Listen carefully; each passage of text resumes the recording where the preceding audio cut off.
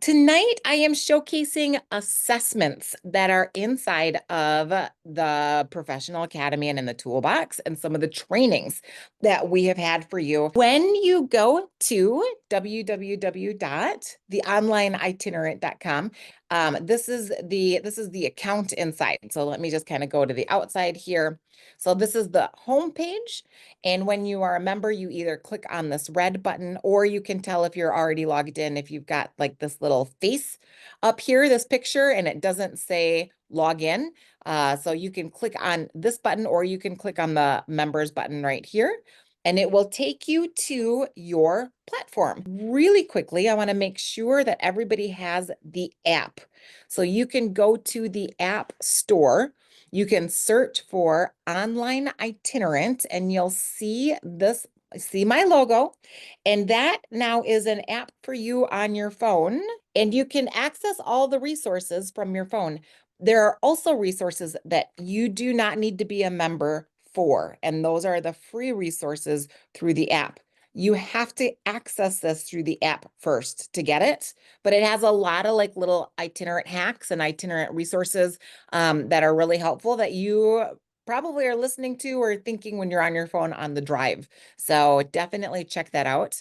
The user guides, this is something that has been growing this year, and this is like your laser focused bullet points. I want to know what resources I can use for my early childhood kids right here. I want to know what resources I should use for my signing kids right here. I want to know what resources I can give to my administrators. And it just has a list of those things, because I do recognize there's a lot in here. And I think one of the biggest things that I hear from people is that, oh my gosh, I don't even know what all is in here. There's just so much to play around with. So the user guides kind of help you hone in on that. Continue to check back and see what new ones are in there. And also just kind of keep your eye on the Facebook group. I'm pretty consistent. I'm more consistent with Facebook than I am with Instagram, but you'll see when those get added. This section is an easy way for you to keep track of everything that you have already completed, but it also helps you see maybe what you want to complete. So it's just a list of all of our trainings. I am going to zip right here really briefly and show you our live meetups and bonus trainings. So these are the live trainings that happen the first Thursday of every month. So the first Thursday of every month, this is where these are. So you'll see that my training is coming up on Thursday of next month, and this is where members would RSVP. This is where the training is that we were just in on assessing language skills. So tonight, as we're talking about assessing, this is where that training is for you. But we also have a few other trainings this year that have talked about assessing. I'd like to point out this one. This is the Danielson framework. So this is the assessment that maybe you get as a professional, where you are being evaluated on your teaching skills using this particular framework, which feels like it maybe doesn't fit very well with what you're doing with your students, because we're a little bit of a unique niche when we work with deaf and hard of hearing students, especially if you're traveling and you're an itinerant teacher. So this training right here will help you fill out that assessment for yourself, and know how to kind of approach some of those interesting questions. Another training that we have in here is implementing AAC devices with deaf students.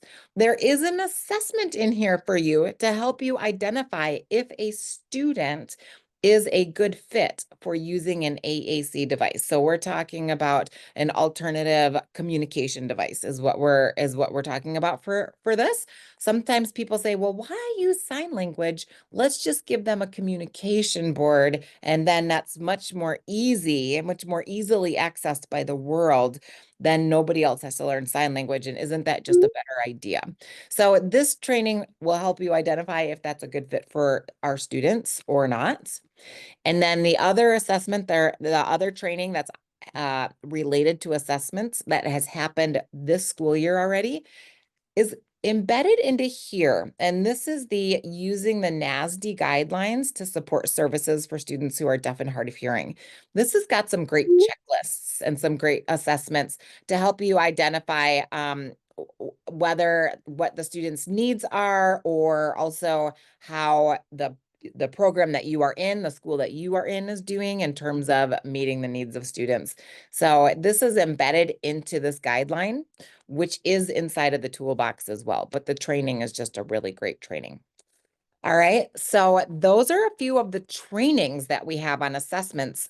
Just to give everybody a heads up, these have been our live trainings that we've had this school year. These are available through Labor Day. Okay, Labor Day, we clean this out. These all get archived and we make room for our next set of trainings for next fall. So if any of these are interesting to you, you definitely want to watch them now or this summer, but before next school year. So if you know anybody who is not yet a member of the Academy, this is one reason to go ahead and join now instead of in the fall, so that you've got access to these great trainings.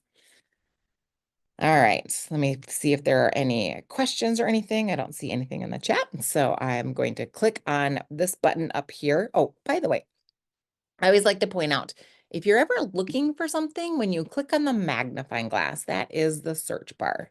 So if you're looking for a training on assessments, you can put that into the search bar and you'll see a couple of things that will come up for that within the search bar. All right, so now I'm going to go on into my library, and I would like to point out a few more trainings that we have when it comes to assessments. But what we're going to do is we're going to go to this on-demand portion of the trainings inside the Online Itinerant. So what is different about this set of trainings compared to the other set of trainings? These are on demand. These have been broken up into micro modules. Okay, so that means that these are either hour and 15 minutes or hour and a half trainings, but they're broken up into little 15-minute modules. And why is this fantastic for you? Well, it's fantastic for you because honestly, I know it's a luxury to have an hour to an hour and a half to sit and do a training undistracted and really learn something and really get in the zone and not have it just be something to check off the box. So when these are broken into micro modules, it allows you to listen in short bite-sized pieces. Maybe you're traveling from point A to point B. Maybe you only have 30 minutes. Maybe, but it makes it very easy for you to pick up where you left off, or to try something. So to implement something that you've learned in the training and try it and then move on from there. So research shows that this is the way to actually learn when we get professional development, not to get these huge trainings all at once. So the micro modules inside the Online Itinerant is set up to help you be successful and help you be able to implement and understand what you're learning much more successfully. So inside this section, we do have a few sections on assessment, and where you will typically see them is in the area in which we are working in. So oh, here we go. Sorry. No, they're under the assessments, IEP, and legal considerations. So we've got some trainings on specifically, I think you will like the IEP compliance, developing goals, but then we also have some assessments that's called our training that's called understanding assessments for children with hearing loss. And in the fall, we will be adding a few more trainings on assessments. So this is definitely a great place to look when you are wanting to know what kind of assessments should we be using with our unique students. All right, with that said, we're going to dig into the toolbox just a little bit here. So this is, well, let me go back to this home page again here. All right, so here is your dashboard. And when you look at this blue section, this is your teaching tools. So this is available to you. This is also great to check out on the app. This is available to you anytime on demand from any device. And as long as I'm talking about your device, this is another great thing about the micro modules on the trainings, because again, you can actually download it from your app. You can listen on the road, which is where so many of us are. All right, so back to the toolbox. We've got this section is on your platform, or you can, you often have the opportunity to shortcut it. Once you're inside, you'll see up at the top, there's a section that's called My Toolbox. So you can just click on there and it'll just zip you right to the toolbox. We are going to scroll down to, we're going to start here in the section called Assessments and Forms. So when you open this up, you are going to see a large number of assessments and forms and evaluations, all geared towards identifying the needs of our students who are deaf and hard of hearing. Some of these I'm going to kind of highlight some of these for you and point out a few things that you maybe are not familiar with. Now, there are a few things that are brand new in here. For example, the report template literally is hot off the press. This is something that somebody posted on social media. Does anybody have a template on how to write a report? And people didn't. People needed that report template. So some of you know that I was the education specialist for the state of Wisconsin for many years. And this is what I did. I assessed students, I evaluated them, and I wrote reports. I wrote a lot of reports for literally hundreds of students. And regardless of the assessment that I used, regardless of the age of the student and what I was looking at, the template, what I kind of wrote, how I wrote it up is pretty much the same. So I have added this in here. So this report template, it can be absolutely modified and personalized, but it can be very helpful for you just in kind of describing the assessments, and then the description, and then the results. But then from there, being able to take apart, what are the student strengths? What are the areas of need? Why is it important? What's our interpretation of it? What's the educational impact? And then a spot for you to make recommendations. So this, again, it can be modified, but it can be used for, I won't say for every assessment, because obviously there will be something that it doesn't fit, but for many assessments, 3-year evaluations, multiple assessments, just little snippets on the IEP, and this is available for you to download. So hopefully this will be helpful for people. This is brand new inside here. And then the other thing that is brand new that was just put in is this brand new Pragmatics checklist. And this was shared with us at our last training from Dr. Setti. So this is kind of this checklist was created for children who have hearing loss. Most children have developed 95% of these skills by age 4, but many times our kiddos with hearing loss have not. They have not developed these skills. So this is actually a fillable form that you can download and you can utilize to get the pragmatics. So this is that available for you. And that is also brand new because we just received it at our last training. So we do have some other things that have been gifted to us from other trainings that people have done. So we've got the assessment tools for deaf and hard of hearing students. When Karen Anderson came and presented to us, she shared this document. And what I love about this is it shares whether it is for preschool kids or for school age kids. And then it also shares whether it is a functional assessment or more of a formal assessment. And it goes through all the different things, that all the pieces of the puzzle that we want to look at for our students. So it just gives you don't need to go through and give every assessment on this list. No. But you can kind of say, oh, social communication, what would I want? What assessment do I have access to? Or what one is a good fit for my students? And then you can pull what you would like from this list. So this is really usable and really nice.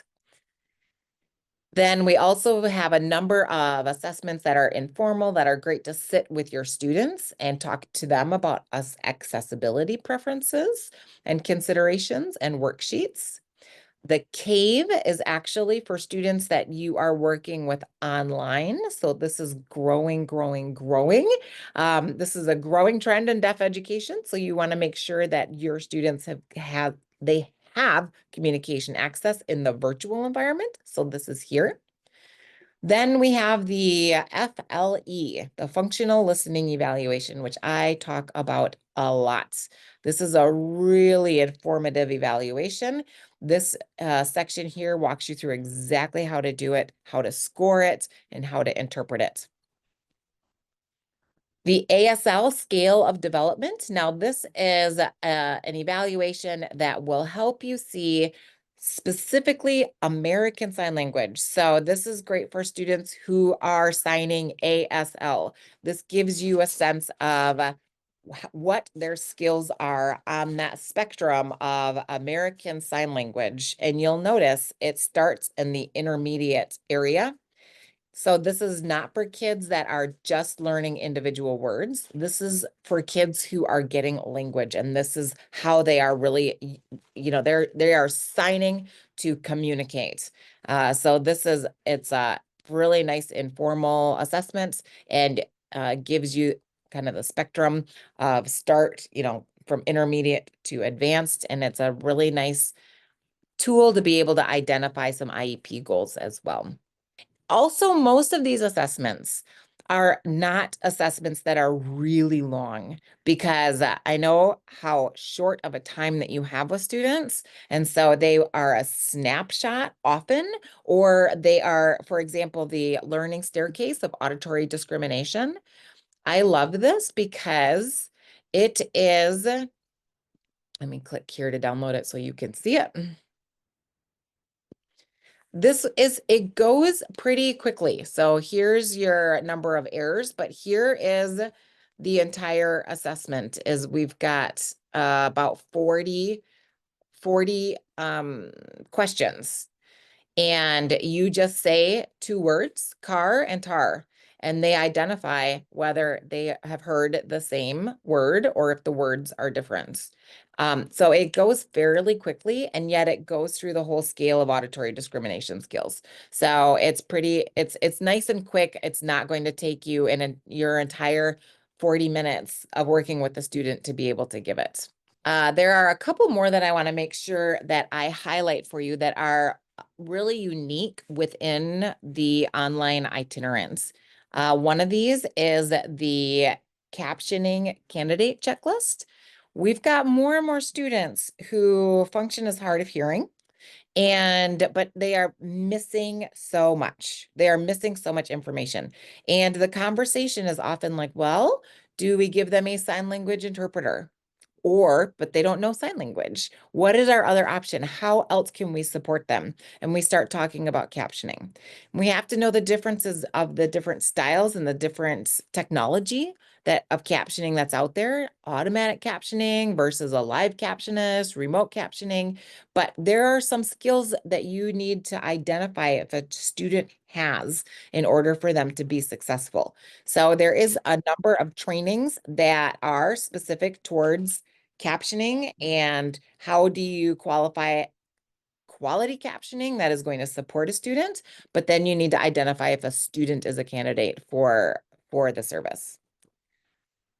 The other one I'd like to point out for you is the expanded core curriculum for students who are deaf or hard of hearing. But this has been turned into, many people are familiar with the expanded core curriculum, but this has got 50 pages of different rubrics and checklists that you can use.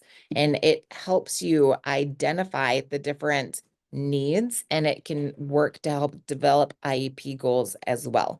So let me just talk you through the different rubrics. I tell people, if you can have one assessment, if you can have one tool to help you identify the needs and how to assess and how to hone in on the skills, this is what you want. This is what you want. You want to print it, you want to put it in a binder, and you want to have it accessible to you.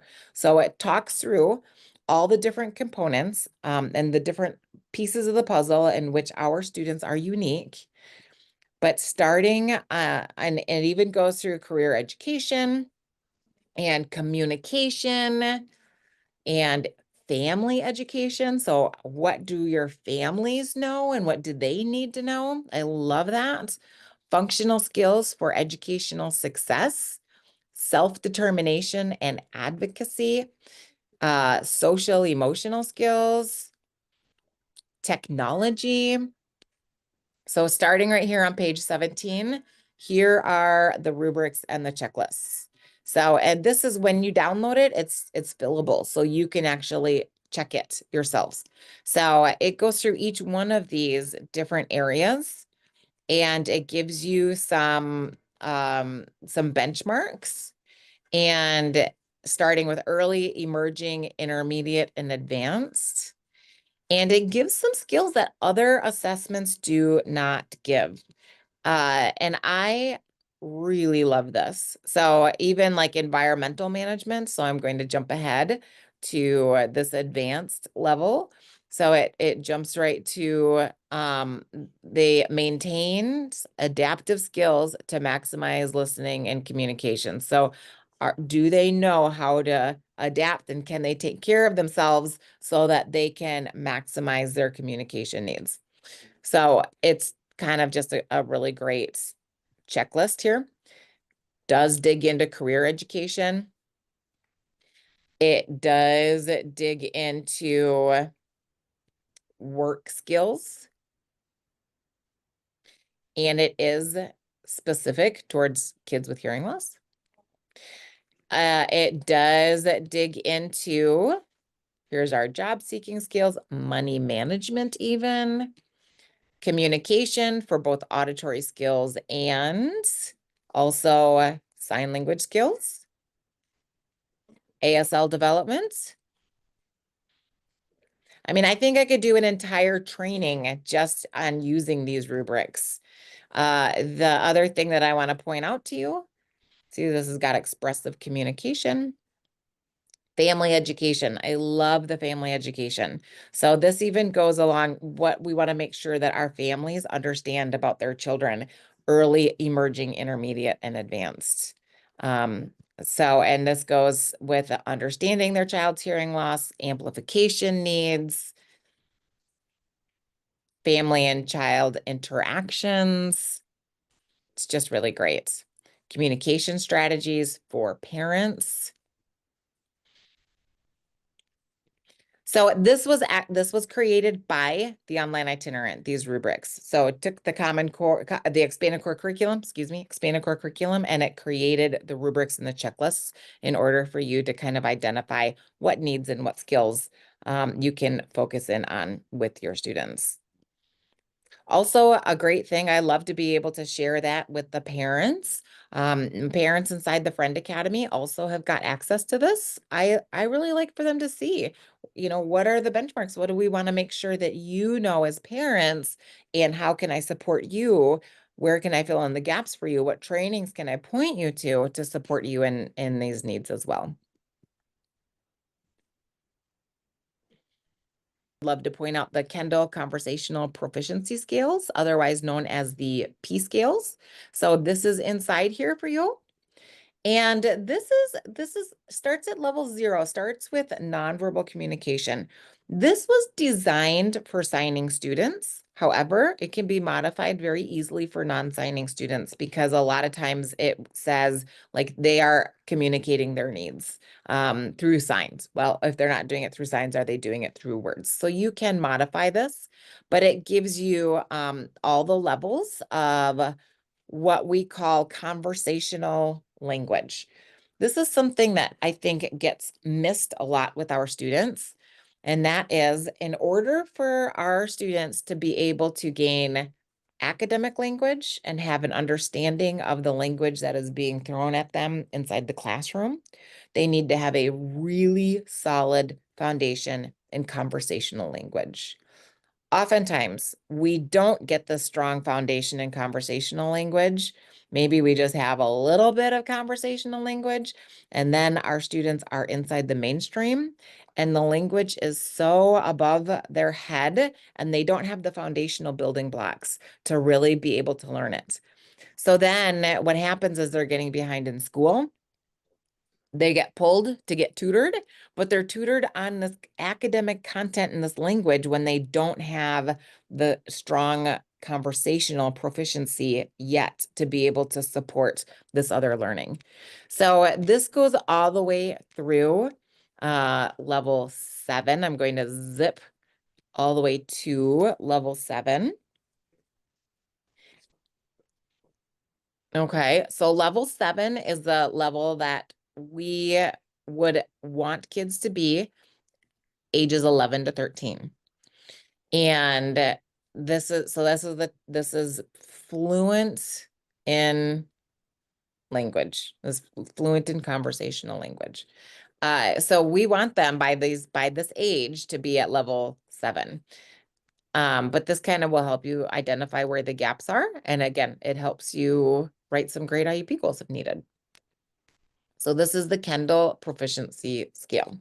Again, if you need a template on how you would write this up, then you could just use that report template that I shared with you. Just share, this is the level that they scored at. These are their strengths. This was their weaknesses. And this is what it means for them. All right. Also inside of here, we've got the Minnesota Compensatory Skills Checklist. People love that. Here it is right at your fingertips. We do have the Ling 10 sound test. So we are up to 10 sounds when doing a listening test for our children. So this is a great one to send home. Make sure families know how to check for all of these sounds. We do have the McGinnis Pragmatic Skills Checklist. Let me just show you this. This has been published from the John Tracy Center. Again, this is nice because it does define nonverbal and verbal skills for children. And it gives you an opportunity to kind of check that and provide the comments. And again, these are skills that we want our kids to have kind of by age 4, but they don't always. So that just gives you a sense of where their pragmatic language needs are.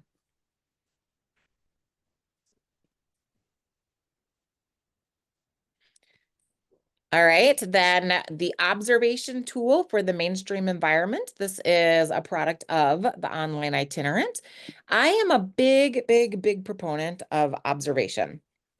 And when we've got this opportunity to do observation, we see so much. We just see so much when we can observe, but oftentimes we don't have time to observe, or you start to observe and you're writing down and you just don't really know what is data and what's not data and where do we go from here. So this is really a nice way to help you kind of hone in on what are we looking at? What is the setup of the environment? How is the child keeping up with peers? How are they participating? And it gives you an opportunity to kind of hone in and know what you're focusing on during the observation.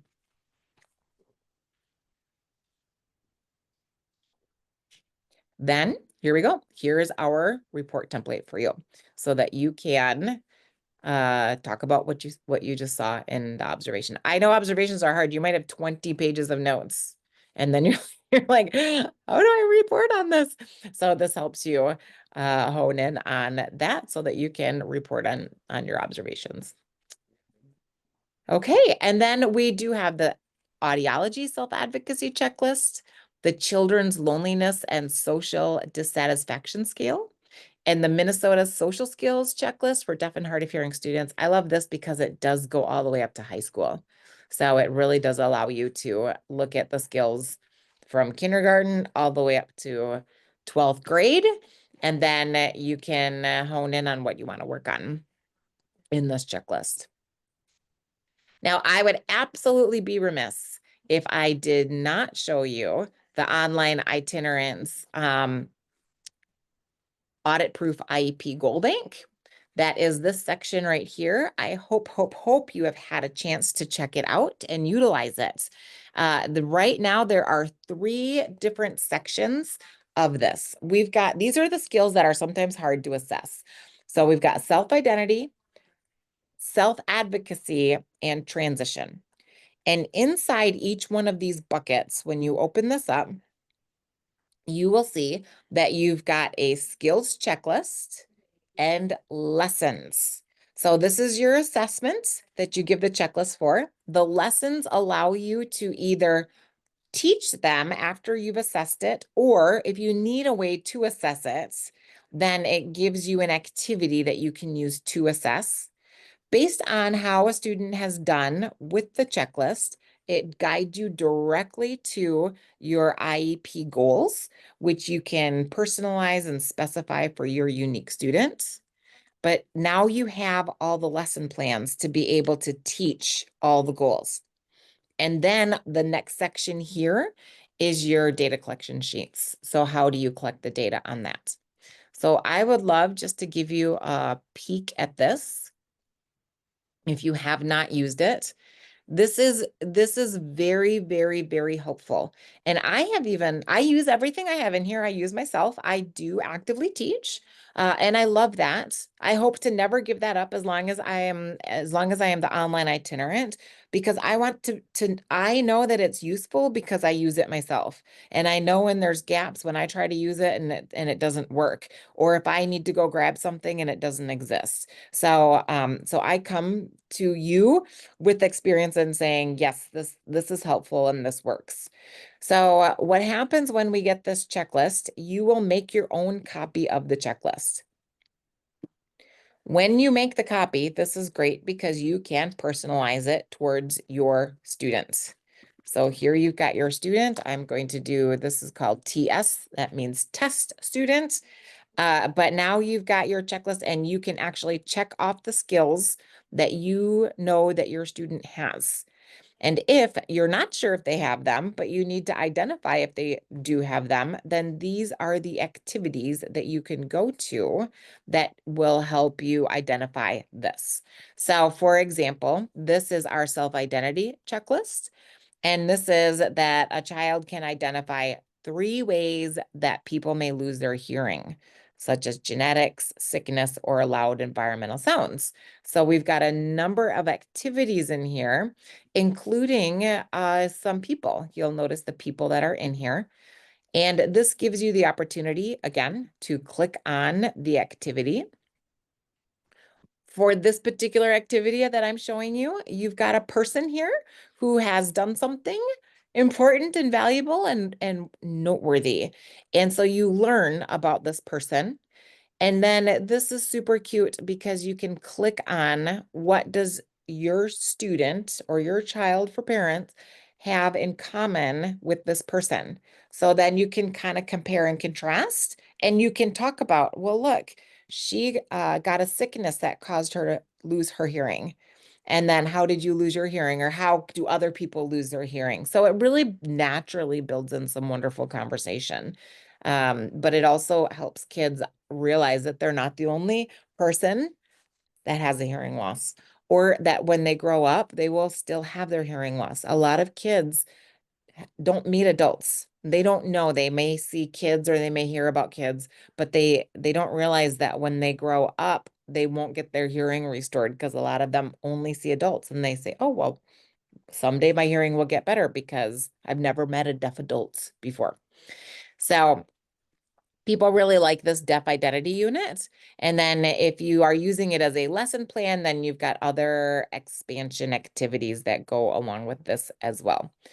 So anyway, you go through and you check the checklist and how many skills you've got. You fill in the total points and you keep going, and then you score at the end. You give the score out of this, and then you can identify what kind of where you want to go on the IEP goals based on how they did here. So let me grab our IEP goals. So we come out.